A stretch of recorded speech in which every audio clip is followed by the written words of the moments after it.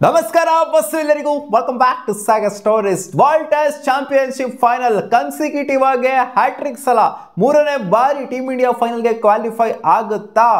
ಯಾವ ಪೊಸಿಷನ್ ಇದೆ ನಮ್ಮ ಟೀಮ್ ಇಂಡಿಯಾ, ಜೊತೆಗೆ ಏನೆಲ್ಲ ಆಗಬೇಕು ಇಂಡಿಯಾ ಕ್ವಾಲಿಫೈ ಆಗೋದಕ್ಕೆ, ಎಲ್ಲ ಸಿನಾರಿಯೋಗಳನ್ನ ನೋಡ್ಬಿಡೋಣ. ಬರೀ ಇಂಡಿಯಾದು ಮಾತ್ರ ಅಂತಲ್ಲ, ಇನ್ನು ಯಾರ್ಯಾರಿಗೆ ಚಾನ್ಸ್ ಇದೆ, ಯಾರ್ಯಾರು ಗೆದ್ರೆ ಅವರು ಕೂಡ ಕ್ವಾಲಿಫೈ ಆಗುವಂಥ ಸಿನಾರಿಯೋ ಇರುತ್ತೆ, ಎಲ್ಲ ಡೀಟೇಲ್ ಆಗಿ ನೋಡೋಣ. ಅದಕ್ಕಿಂತ ಮುಂಚೆ ಚಾನಲ್ಗೆ ಸಬ್ಸ್ಕ್ರೈಬ್ ಹಾಕೊಂಡಿದ್ದಾರೆ ಬೇಗ ಸಬ್ಸ್ಕ್ರೈಬ್ ಹಾಕೊಂಡು ಬೆಲ್ ಐಕಾನ್ ಕ್ಲಿಕ್ ಮಾಡೋದನ್ನ ಮಾತ್ರ ಮರಿಬೇಡಿ. ಸುಮಾರು ದಿನ ಆದಮೇಲೆ ಟೆಸ್ಟ್ ಫಾರ್ಮೆಟ್ ಬಗ್ಗೆ ಮಾತಾಡ್ತಿದ್ದೀನಿ ಮಗ. ಒಂಥರ ಟೆಸ್ಟ್ ಫಾರ್ಮೆಟ್ನ ಒಂಥರ ಮರ್ತೇ ಹೋಗ್ಬಿಟ್ಟಿದ್ವಿ. ಲಾಸ್ಟು ಇಂಗ್ಲೆಂಡ್ ಸೀರೀಸ್ ಬಗ್ಗೆ ಮಾತಾಡಿದ್ವಿ, India versus England series. So ಒಂಥರ ಜಮಾನಾನೇ ಆಗೋಗಿರೋ ಒಂದು ಫೀಲ್ ಬರ್ತಾ ಇದೆ. ಸೀರೀಸ್ ಅಂತೂ ಮಸ್ತಾಗಿ ಆಡೋರು ನಮ್ಮ ಟೀಮ್ ಇಂಡಿಯಾ. ಆ ಸೀರೀಸ್ ಮಸ್ತಾಗಿ ಆಡೋದ್ರಿಂದನೇ ಇವತ್ತು ಈ ಪೊಸಿಷನ್ ಇರೋದು. ಪಾಯಿಂಟ್ಸ್ ಟೇಬಲ್ ಡಿಸ್ಪ್ಲೇ ಮಾಡ್ತಾ ಇದ್ದೀವಿ, ನೋಡ್ತಿರ್ಬೋದು ಯಾವ ಥರ ಇದೆ ಅಂತ. ಪರ್ಸೆಂಟೇಜ್ ವಾಯ್ಸ್ ನಮ್ಮ ಟೀಮ್ ಇಂಡಿಯಾ ಮೊದಲನೇ ಸ್ಥಾನದಲ್ಲಿದೆ ವಿತ್ 68.51% ಅಲ್ಲಿ ನಮ್ಮ ಇಂಡಿಯಾ ಇತ್ತು ಅಂದರೆ ಆಸ್ಟ್ರೇಲಿಯಾ 62.5% ಅಲ್ಲಿ ಮೇಲ್ಗಡೆ ಇದೆ, ಟಾಪ್ 2 ಪೊಸಿಷನ್ ಅಲ್ಲಿ ಇದ್ದಾರೆ. ಸೊ ಇನ್ ಕೇಸ್ ಏನಾದ್ರು ಇವರಿಬ್ಬರೇ ಕ್ವಾಲಿಫೈ ಆಗೋಗ್ಬಿಡ್ತು ಅಂತ ಅಂದರೆ ಇವರಿಬ್ರು ಕ್ವಾಲಿಫೈ ಆಗುವಂಥ ಸಿನಾರಿಯೋನು ಕೂಡ ಇದೆ.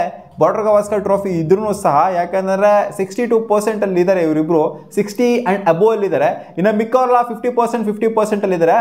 ಅವ್ರಿಗೆಲ್ಲ ಮ್ಯಾಚಸ್ ಇದೆ, ಇನ್ನು ಆ್ಯಕ್ಚುಲಿ ತುಂಬ ಮ್ಯಾಚಸ್ ಬರೋದಿದೆ. ಸೊ ಸಿನಾರಿಯೋ ನೋಡ್ತು ಅಂತಾರೆ, ಸಿನಾರಿಯೋ ವೈಸು ಟೀಮ್ ಇಂಡಿಯಾ ಅಂತೂ ಸಿಕ್ಕಾಪಟ್ಟೆ ಕಂಫರ್ಟಬಲ್ ಆಗಿ ಕಾಣಿಸ್ಕೊತಾ ಇದ್ದಾರೆ. ಇನ್ನು ಇರೋವಂಥದ್ದು 10 ಮ್ಯಾಚ್ ನಮ್ಮ ಟೀಮ್ ಇಂಡಿಯಾಗೆ, ಅದು ಎಲ್ಲ ಆಲ್ಮೋಸ್ಟ್ ಈ ಇಯರಲ್ಲೇ ಕಂಪ್ಲೀಟ್ ಆಗುತ್ತೆ. ಸೊ 10 ಮ್ಯಾಚಲ್ಲಿ ಎಷ್ಟು ಮ್ಯಾಚ್ ಗೆಲ್ಲಬೇಕು ನಮ್ಮ ಟೀಮ್ ಇಂಡಿಯಾ ಕ್ವಾಲಿಫೈ ಆಗೋದಕ್ಕೆ, ಸಲೀಸಾಗಿ ಕ್ವಾಲಿಫೈ ಆಗೋದಕ್ಕೆ? ಜೊತೆಗೆ ಪರ್ಸೆಂಟೇಜ್ ವೈಸು ಕ್ವಾಲಿಫಿಕೇಶನ್ ಪರ್ಸೆಂಟೇಜ್ ಎಷ್ಟಿದೆ ನಮ್ಮ ಟೀಮ್ ಇಂಡಿಯಾದು ಅಂತಂದರೆ 80% ಕ್ವಾಲಿಫೈ ಆಗುವಂಥ ಸಾಧ್ಯತೆ ಇದೆ ನಮ್ಮ ಟೀಮ್ ಇಂಡಿಯಾ. ಇರೋರಲ್ಲೇ ಜಾಸ್ತಿ ಯಾರ್ದು ಅಂತಂದರೆ ಅದು ನಮ್ಮ ಟೀಮ್ ಇಂಡಿಯಾದು. ಸೊ ಇನ್ನಿರೋವಂಥದ್ದು 10 ಮ್ಯಾಚ್ ನಮ್ಮ ಟೀಮ್ ಇಂಡಿಯಾಗೆ. ಇರೋವಂಥ 10 ಮ್ಯಾಚಲ್ಲಿ ನಮ್ಮ ಟೀಮ್ ಇಂಡಿಯಾ ಗೆದ್ರೆ ಸಾಕು, 5 ಮ್ಯಾಚ್ನ ಗೆದ್ರೆ ಆರಾಮಾಗಿ ಕ್ವಾಲಿಫೈ ಆಗಿಬಿಡ್ತಾರೆ. ಲಾಸ್ಟ್ ಟೈಮು ನುಸ್ಲುಕೊಂಡು ಕ್ವಾಲಿಫೈ ಏನಾಗಿದ್ವಿ. ಸೊ ಆ ಥರ ಸಿನಾರಿಯೋ ಇಲ್ಲ, ಬುಡುಕ್ ಬಂದು ಕ್ವಾಲಿಫೈ ಆಗುವಂಥ ಸಿನಾರಿಯೋ ಏನಿಲ್ಲ ಈ ಸಲ. 10 ಮ್ಯಾಚಲ್ಲಿ 5 ಮ್ಯಾಚ್ನ ಗೆದ್ರೆ ಸಾಕು, ನಮ್ಮ ಟೀಮ್ ಇಂಡಿಯಾ ಆರಾಮಾಗಿ ಕ್ವಾಲಿಫೈ ಆಗುತ್ತೆ ಗುರು WDC ಫೈನಲ್ಗೆ. ಸೊ ಅದರಿಂದ ಅಷ್ಟೊಂದು ವರಿ ಮಾಡ್ಕೊಳ್ಳುವಂಥ ಅಗತ್ಯತೆ ಇಲ್ಲ. ಇವಾಗ ಬಾಂಗ್ಲಾದೇಶ್ ಸೀರೀಸ್ ಏನಿದೆ ಅದೇ 2 ಮ್ಯಾಚು, ನ್ಯೂಜಿಲೆಂಡ್ ಸೀರೀಸ್ ಏನಿದೆ ಅದು 3 ಮ್ಯಾಚು. ಇವಾಗ ಆಸ್ಟ್ರೇಲಿಯಾ ಸೀರೀಸ್ ಕಂಪ್ಲೀಟ್ ಆಗಿ ನಾವೇನೋ ಸೋತ್ರೂ ಕೂಡ ಒಂಥರ ನಡೆಯುತ್ತೆ ಅಂತ ಹೇಳ್ಬೇಕು. ಬಟ್ ಕಂಪ್ಲೀಟ್ಲಿ ಸೋಲಕ್ಕಂತೂ ಆಗೋದಿಲ್ಲ, ಗೆಲ್ಲೇಬೇಕು. ಇರೋವಂಥ 10 ಮ್ಯಾಚ್ 10 ಗೆಲ್ಲಿ ಅಂದರೆ ನಾವು ಕನ್ವಿನ್ಸಿಂಗ್ ಆಗಿ ಕ್ವಾಲಿಫೈ ಆಗೋಣ ಅಂತಲೇ ಕೇಳಕ್ಕಂತಿರ್ತೀವಿ. ಸೆಕೆಂಡ್ ಪೊಸಿಷನ್ ಬೇಡ ನಮಗೆ, ಫಸ್ಟ್ ಪೊಸಿಷನಲ್ಲೇ ಕ್ವಾಲಿಫೈ ಆಗೋಣ ಅಂತ. ಸೊ ಇನ್ನಿರೋವಂಥದ್ದು 10 ಮ್ಯಾಚಲ್ಲಿ 5 ಮ್ಯಾಚ್ ಗೆದ್ರೆ ಸಾಕು, with 80% winning possibility, qualifying possibility ಇರೋದ್ರಿಂದ ಆರಾಮಾಗಿ ಕ್ವಾಲಿಫೈ ಆಗುತ್ತೆ ಇಂಡಿಯಾ. ಸೆಕೆಂಡ್ ಟೀಮು ಆಸ್ಟ್ರೇಲಿಯಾಗೆ ಇದೆ 70% ಕ್ವಾಲಿಫಿಕೇಶನ್ ಸಿನಾರಿಯೋ. 2 ಟೀಮ್ಗೆ ಜಾಸ್ತಿ ಸಿನಾರಿಯೋ ಇರೋದು. 7 ಮ್ಯಾಚ್ಗಳಲ್ಲಿ 4 ಮ್ಯಾಚ್ ಗೆದ್ರೆ ಸಾಕು, ಇವರು ಆರಾಮಾಗಿ ಕ್ವಾಲಿಫೈ ಆಗಿಬಿಡ್ತಾರೆ. ಅಂದರೆ ಇಂಡಿಯಾ ಮೇಲೂ ಅಷ್ಟೇ, ಇವರು ಆಲ್ಮೋಸ್ಟ್ 1 ಮ್ಯಾಚ್ನ ಗೆದ್ಬಿಟ್ಟು 4 ಮ್ಯಾಚ್ನ ಸೋತಿ ಬೇರೆಯವ್ರ ಮೇಲೆ ಇದೆಯಲ್ಲ ಸೀರೀಸಲ್ಲಿ, ಶ್ರೀಲಂಕಾ ಮೇಲೆ ಇದೆ. ಸೊ ಅವ್ರ ಮೇಲೆ 2-2 ಗೆದ್ಬಿಡ್ತಾರೆ ಅಂತ ಅನ್ಕೊಳ್ಳಿ. ಜೊತೆಗೆ ಇಂಡಿಯಾ ಮೇಲೆ 1 ಮ್ಯಾಚ್ನ ಗೆದ್ಬಿಡ್ತಾರೆ ಅಂತ ಅನ್ಕೊಳ್ಳಿ, ಅಥವಾ 2 ಮ್ಯಾಚ್ನ ಗೆದ್ಬಿಡ್ತಾರೆ ಅನ್ಕೊಳ್ಳಿ, ಆರಾಮಾಗಿ ಶಿಸ್ತಾಗಿ ಕ್ವಾಲಿಫೈ ಆಗಿಬಿಡ್ತಾರೆ. ಸೊ ನನ್ನ ಪ್ರಕಾರ ಇಂಡಿಯಾ ವರ್ಸಸ್ ಆಸ್ಟ್ರೇಲಿಯಾ ಆಗುವಂಥ ಸಾಧ್ಯತೆನೇ ಜಾಸ್ತಿ. ನೆಕ್ಸ್ಟ್ ಬರುತ್ತೆ ಇಟ್ಸ್ ನ್ಯೂಜಿಲ್ಯಾಂಡ್ಗೂ ಕೂಡ ಕ್ವಾಲಿಫಿಕೇಶನ್ ಸಿನಾರಿಯೋ ಇದೆ. ಅವ್ರಿಗೆ ಶ್ರೀಲಂಕಾ ಮೇಲೆ, ಇಂಡಿಯಾ ಮೇಲೆ, ಜೊತೆಗೆ ಇಂಗ್ಲೆಂಡ್ ಮೇಲೆ. ಸೊ ಎಲ್ಲ ಮ್ಯಾಚ್ನ ಆಲ್ಮೋಸ್ಟ್ ಗೆದ್ಕೊಂಡು ಹೋಯ್ತು ಅಂದರೆ ಟಾಪಲ್ಲಿ ಇವರು ಕೂಡ ಕ್ವಾಲಿಫೈ ಆಗುವಂಥ ಚಾನ್ಸ್ ಇದೆ. ಇವ್ರದ್ದು ಸಿನಾರಿಯೋ ಬಂದ್ಬಿಟ್ಟು 50% ಇದೆ. ಅಷ್ಟೊಂದೇನು ಕ್ವಾಲಿಫೈ ಆಗಿಬಿಡ್ತಾರೆ ಅಂತ ಹೇಳೋಕ್ಕಾಗಲ್ಲ, ಸಿಕ್ಕಾಪಟ್ಟೆ ಕಷ್ಟಪಡಬೇಕು ಇವರು ಕ್ವಾಲಿಫೈ ಆಗೋದಕ್ಕೆ. ಒಂಥರ ಅನ್ಬಿಲೀವಬಲ್ ಪರ್ಫಾರ್ಮೆನ್ಸ್ನ ಕೊಟ್ಟರು ಅಂತಂದರೆ ಮೊದಲನೇ WTC ಫೈನಲ್ ಏನು ಆಡಿದ್ರು ಇಂಡಿಯಾ ವರ್ಸಸ್ ನ್ಯೂಜಿಲ್ಯಾಂಡ್, ಸೊ ಆ ಥರ ಆಡುವಂಥ ಸಾಧ್ಯತೆನೂ ಕೂಡ ಇದೆ. ಸೊ ನೋಡೋಣ, ಹೋಪ್ಫುಲಿ ಇವರು ಇರುವಂಥ ಮ್ಯಾಚ್ಗಳಲ್ಲಿ 6 ಮ್ಯಾಚ್ನ ಗೆಲ್ಲಬೇಕಾಗತ್ತೆ, 6 ಮ್ಯಾಚ್ನ ಗೆಲ್ತಾರೆ ಅಂತ ನಾನಂತೂ ಅನ್ಕೊಂಡಿಲ್ಲ. ಆದ್ದರಿಂದ ಇವರು ಕ್ವಾಲಿಫೈ ಆಗೋದು ನಂಗೆ ಯಾಕೋ ಡೌಟಲ್ಲಿ ಕಾಣಿಸ್ತಿದೆ. ಯಾಕಂದರೆ ಅವ್ರಿಗೆ ಇಂಗ್ಲೆಂಡ್ ಮೇಲಿದೆ, ಇಂಡಿಯಾ ಮೇಲೆ, ಶ್ರೀಲಂಕಾ ಮೇಲೆ ಹೊಡೆದ್ಬಿಡ್ತಾರೆ ಅಂತ ಅನ್ಕೊಳ್ಳಿ. ಸೊ ಇವರಿಬ್ಬರ ಮೇಲೆ ಬೀಟ್ ಮಾಡೋದಿದೆಯಲ್ಲ, ಇದು ಸಿಕ್ಕಾಪಟ್ಟೆ ಒಂದು ಟಫು ಸಿಚುವೇಶನ್ ಇದೆ ಇವರಿಗೆ ಕ್ವಾಲಿಫೈ ಆಗೋದು.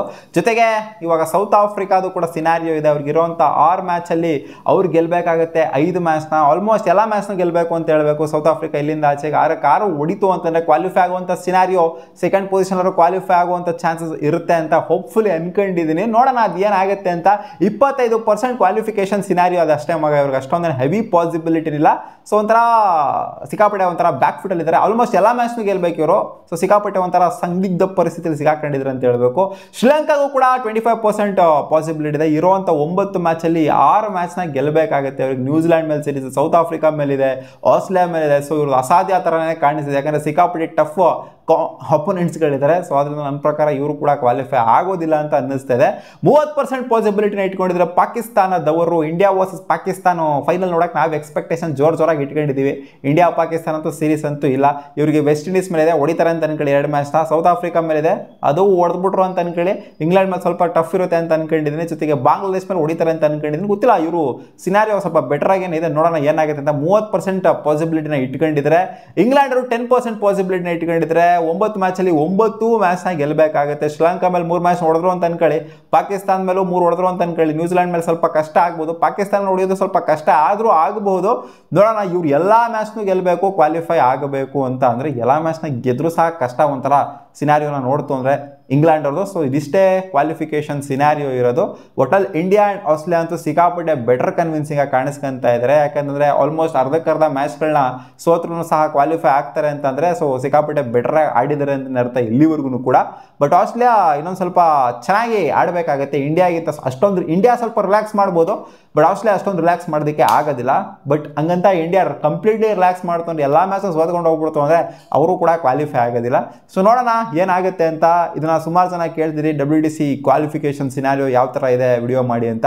ಸೊ ಅದಕ್ಕೋಸ್ಕರ ಈ ವಿಡಿಯೋ. ಸಿಗೋಣ ಮುಂದಿನ ವಿಡಿಯೋದಲ್ಲಿ ಗಾಯ್ಸ್. ಬಾ.